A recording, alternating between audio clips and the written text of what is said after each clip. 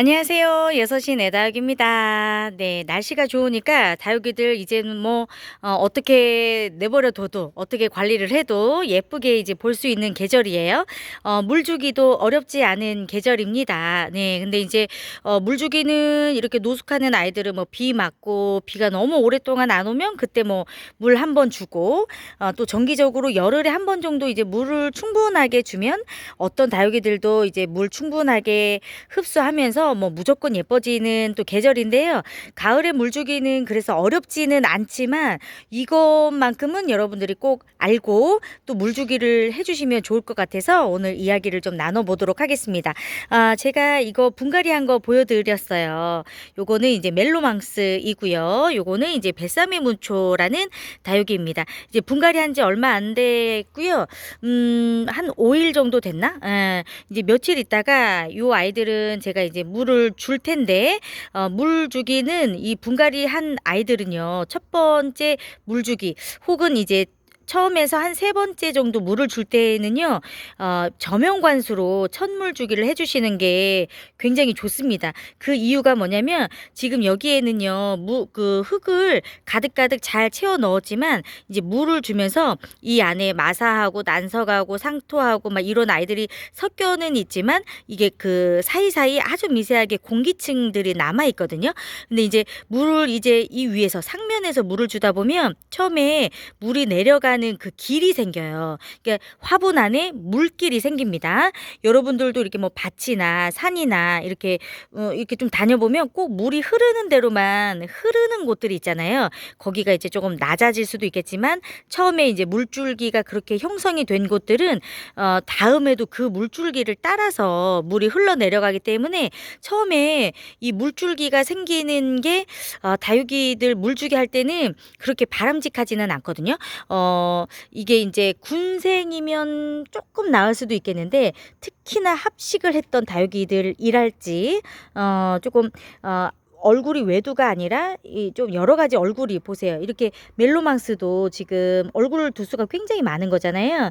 요런 아이들이 이제 화분 안에 물줄기가 한번 생기기 시작하면 그 부분으로만 물이 계속 흘러내려가고 물을 충분히 준 것 같다고 생각해서 밑으로 막 물이 흘러내리잖아요. 그러면은 이게 사람이 물 충분히 준 것 같아서 그다음에 이제 열흘 후에 2주 후에 물 주게 되어 있습니다. 그런데 이 물을 먹는 데만 물을 먹고 그러지 못한 부분들은 또 물을 못 먹게 되는 경우들이 있거든요. 그래서 제가 요거를 한번 설명을 좀 해드릴게요. 제가 지금 상토하고 마사만 조금 담아서 가지고 온 건데 여기다가 이제 다육이를 심었다고 생각을 하고 처음에 이렇게 물을 이렇게 줍니다.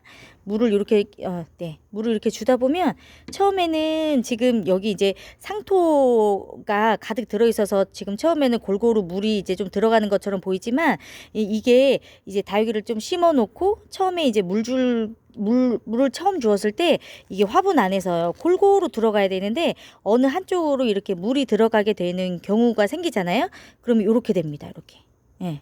한쪽으로 계속 그 물줄기가 계속 생기게 돼요. 그리고 지금 바로 물이 흐르는데 분명히 이 상토가 충분하게 다 젖지 않았을 거거든요. 근데 물이 바로 나오잖아요. 이런 식으로 여러분들이 화분 안에 흙을 이제 배양토를 골고루 잘 넣었는데 처음에 이제 상면에서 자꾸 물을 주다 보면 계속 그 흘러가는 그곳으로만 물이 그곳으로만 모여서 내려가기 때문에 처음에는 한 3번 정도 밑에서부터 물이 스며들어서 올라올 수 있도록 물을 주시면 물줄기가 생기는 걸 좀 예방을 할 수가 있습니다. 그래서 이런 군생이나 이제 합식한 다육이들이 골고루 물을 먹을 수 있는 상태가 되는 거죠. 그래서 다육이들은 물주기 하실 때 여건이 된다면 저명관수 해주시는 게 굉장히 좋고요. 혹은 이렇게 물을 좀 주실 때에는 되도록이면 조금 빈 공간으로 조금 골고루 네, 골고루 물을 주시면 더 좋겠죠. 항상 상면에서 물을 주다 보면 여기는 이제 다육이들이 많이 있기 때문에 이렇게 비어 있는 공간으로 물을 주게 되어 있어요. 그러면 이제 그쪽 가까이에 있는 뿌리들은 물을 좀 먹을 시간이 있지만 반대쪽 다육이들이 있는 흙들은 이게 충분히 물이 전달이 안 되는 경우들이 굉장히 많기 때문에 상면에서 물을 주실 때에는 이쪽에서 한 번 주시고 또 조금 있다가 이쪽에서도 한 번 주시고 또 조금 있다가 이쪽에서도 한 번 주시고 골고루 물 주시는 게 좋습니다. 예, 뭐 조리개 같은 걸로 물을 주실 때에는 그런 게 좋고요. 혹은 이제 뭐 호스로 물을 주신다면 샤워기 호스처럼 이렇게 통풍이 잘 되거나 잎이 잘 마를 수 있는 이런 계절에는 충분하게 물 이렇게 물 저기 샤워기 같은 걸로 막 뿌려주셔도 괜찮아요. 오히려 이제 물길이 안 생기는 방법이 되기 때문에 그래서 이제 여러분들이 물을 주실 때 너무 한쪽으로만 편향이 되어서 물 주지 마시고 그리고 특히나 분갈이를 했던 다육이들은 한 세 번째 정도까지 물 주기는 조금 번거롭더라도 저면관수로 물을 주시는 게 좋다는 이야기를 드리고 싶습니다. 특히 이제 여러분들이 합식한 다육이들 키우시다 보면 합식한 다육이들은 반드시 저면관수 해주시는 게 좋아요. 안 그러면은 똑같이 심은 다육이들도 뿌리 내림이 제각기 다르기도 하겠지만 물 주는 그 구역이 다르다 보면 굉장히 들쑥날쑥한 모양으로 이게 만들어지거든요. 그래서 골고루 키울 수 있도록 물도 그렇게 참고해서 주시면 훨씬 더 좋습니다. 네.